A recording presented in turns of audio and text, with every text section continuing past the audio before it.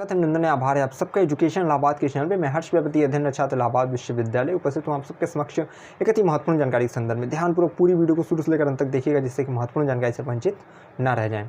इलाहाबाद विश्वविद्यालय पीएचडी प्रवेश प्रक्रिया 2023 के संदर्भ में ये पूरी की पूरी वीडियो है। इस वीडियो में देखिए आप ये जानेंगे कि आपका जो है जिनका भी अपग्रेड लेवल 2 का रिजल्ट आ गया, उसके बाद का प्रोसेस क्या है, उसके बाद नेक्स्ट स्टेप क्या है, आपका कितने दिन में आपको डिपार्टमेंट में संपर्क करना है, जिनका कॉलेज में सिलेक्शन हुआ है उनको कहाँ पे रिपोर्ट करना है, साथ ही साथ पीएचडी की फ़ीस कितनी होती है, एडमिशन फ़ीस, और साथ ही साथ बात करें तो आपका फेलोशिप कितना जो है आता है, किसको किसको मिलता है, कॉलेज में मिलता है कि नहीं मिलता है।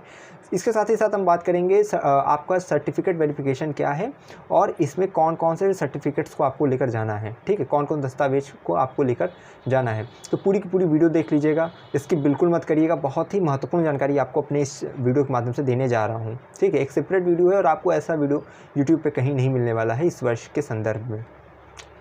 सबसे पहले बात करें आपका, देखिए जो लेवल 2 का रिज़ल्ट है, आपको पता है कि लेवल 2 का रिज़ल्ट वेबसाइट पे अपलोड किया जा रहा है। किन्हीं का पहले किया जाता है, किन्हीं का बाद में कर दिया जा रहा है। जैसे हिंदी का पहले डिपार्टमेंट में सूची आई थी तो मैंने आप सबको दे दिया था और आप वेबसाइट पर वो चीज़ें नहीं थी, ठीक है, लेकिन अब वो वेबसाइट पर उपलब्ध है। तो ये चीज़ें हैं, तो आप सब नियमित रूप से वेबसाइट देखें लेवल 2 के रिज़ल्ट हेतु।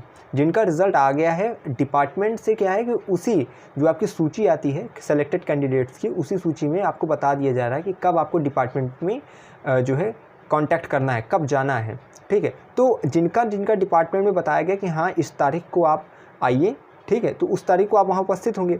लेकिन जिनका नहीं बताया गया है, ये चीज़ आती है मेन कैंपस में जिनका हो रहा है उनका एक ग्रुप बनाया जा रहा है, सेपरेट ग्रुप, और उस ग्रुप में जो है आपको चीज़ें बताई जा रही हैं कि कब आपको आना है कैंपस, ठीक है, जो मेन कैंपस में जिनका सिलेक्शन हुआ पीएचडी में। लेकिन ये भी याद रखिएगा 10 दिन के भीतर अगर आपको ऐसा कोई ग्रुप या चीज़ें नहीं प्राप्त हो तो 10 दिन के भीतर वहाँ पे संपर्क करिए आप आपके रिज़ल्ट आने के बाद। जिनका कॉलेज में हो गया है वो ये ध्यान रखेंगे, जैसे देखिए अब जब सूची जारी होती है तो उसमें ये चीज़ें स्पष्ट नहीं है, ये लिखा रहता है कि हाँ सभी कैंडिडेट डिपार्टमेंट में संपर्क करिए। कुछ के जो है जैसे मान लीजिए मिडवल का जो निकला था आपका रिज़ल्ट, मिडवल मॉडर्न हिस्ट्री का, उसमें देखिए था, ठीक है, कि डिपार्टमेंट के बच्चे डिपार्टमेंट में और कॉलेज के बच्चे कॉलेज में जाकर संपर्क करेंगे, ऐसा मिडवल के जो है रिज़ल्ट में निकला हुआ था, ठीक है। अब किसी का जैसे निकलता है, मान लीजिए सोशियोलॉजी का जिसमें निकला उसमें नोटिस था कि सभी जो है जितने भी सिलेक्टेड कैंडिडेट्स हैं वो जो है डिपार्टमेंट में आकर संपर्क करें। तो अब बात ये रहती है कि जिसका मेन कैंपस में सिलेक्शन हो वो तो डिपार्टमेंट में जाएगा, लेकिन जिनका कॉलेज में हो वो कहाँ जाएंगे।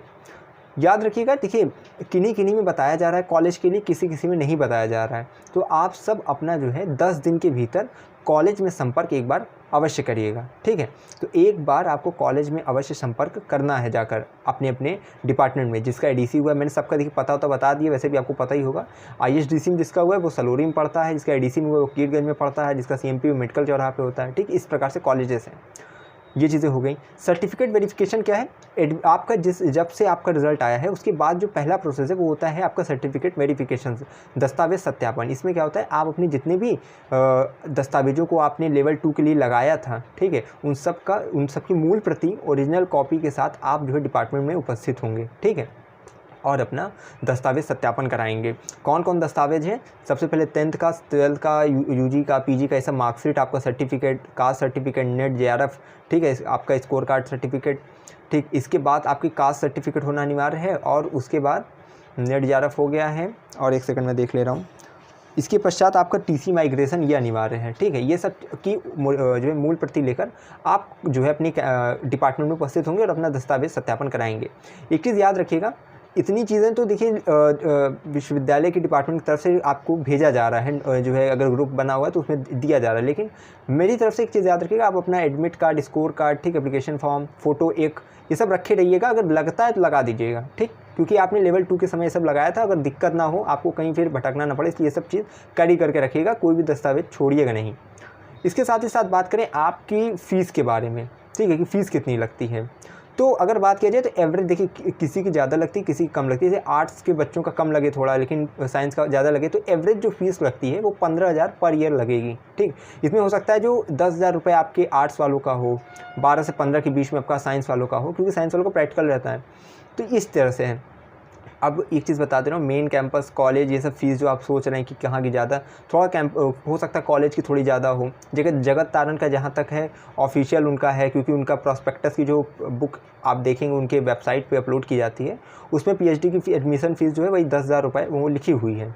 तो इसी को आप एक आधार मान के समझ सकते हैं कि इसी के आसपास जो है 10,000 12,000 के आसपास कॉलेजेस में फ़ीस लगेगी। और बाकी मैंने एवरेज तो बता ही दी कि 15,000 पर ईयर है। अब इसमें हो सकता है 10,000 9,000 ये सब चीज़ें कैंपस में हो, उसके बाद थोड़ा ज़्यादा कॉलेजेस में हो, इस प्रकार से आप देखिएगा।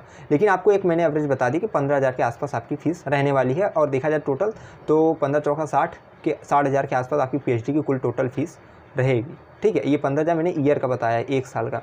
अब इसके साथ ही साथ बात करें आपकी पूरी की पूरी फेलोशिप पे। ठीक है, फेलोशिप देखिए, एक होता है नेशनल लेवल फेलोशिप जो कि JRF जो किए रहते हैं उनको प्राप्त होता है। ठीक है, तो ये चीज़ याद रखिएगा कि नेशनल लेवल फेलोशिप आपके पास अगर है वो मिलेगी, आप कैंपस में लीजिए, कॉलेज में लीजिए, आपको वो चीज़ें जो है सतत रूप से वो प्राप्त होती रहेगी वो आपको फेलोशिप। लेकिन आप नॉन नेट अगर जो हैं, ठीक है, जिनका JRF नहीं है, तो नॉन नेट फेलोशिप UGC प्रदान करता है। ठीक है, और वो कितनी रहती है ये मैं बता दे रहा हूँ।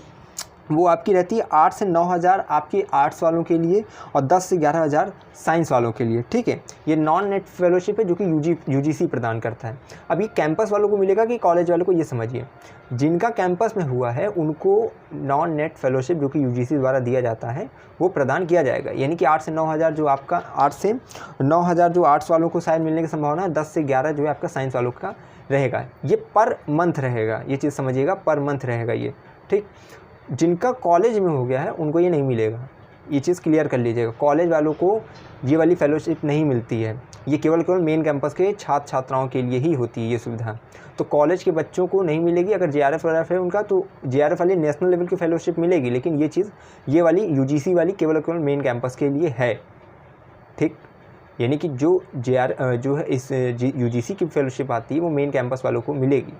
तो ये चीज़ें आप क्लियर कर लीजिएगा, मैंने बता दी है। ठीक, तो ये चीज़ वीडियो के माध्यम से मैंने आपको ये बता दिया कि आपको रिपोर्ट कहाँ पे करना है। ठीक है, तो आपका certificate verification, fees, fellowship, documents सब बता दिया। और ये याद रखिएगा अपना सिनॉप्सिस इसको रखिएगा, आपका जो रिसर्च प्रपोजल है, अपना जो है रिसर्च प्रपोजल शोध पर्यवेक्षक द्वारा विधिवत अनुमोदित होना चाहिए। ठीक है, यानी कि ड्यूली अप्रूव्ड बाय सुपरवाइज़र, इसके द्वारा आपका जो है वो सर्टिफाइड होना चाहिए, वो सिग्नेचर होना चाहिए उस पर।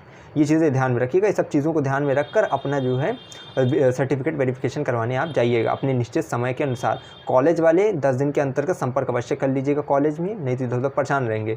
बाकी कोई भी अपडेट है तो चैनल के माध्यम से आपको लगातार सूचित कर रहा हूँ। और एक विनम्र निवेदन है आप सबसे कि एडमिशन हो जाएगा तो भूल मत जाइएगा, इस चैनल को जुड़े रहिएगा। ठीक है, आप अपना सुझाव, ठीक है, दे सकते हैं, अपनी समस्याओं को बता सकते हैं, और जैसे ही हो सके मैं आपकी हेल्प करने की कोशिश करूंगा। टेलीग्राम से लगातार जुड़े रहिएगा, कोई भी समस्या सवाल हो उसे निसंकोच हमसे पूछिएगा। हम लगातार आप पर जो है दृष्टि बनाकर रखे हुए हैं। PhD वालों को जैसे ही जो है कोई भी कमेंट आता है तो मैं यथाशीघ्र कोशिश करता हूँ कि मैं उनका जो है जल्द से जल्द रिप्लाई कर सकूँ। ठीक है, तो अपना प्यार सपोर्ट बनाए रखिएगा। और अगर है इलाहाबाद विश्वविद्यालय में प्रवेश किया तो हम पर रखिए विश्वास, हमें विश्वविद्यालय के पास कोई भी खबर खास पहुँचाते रहेंगे आपके पास। बहुत बहुत धन्यवाद, बहुत बहुत आभार।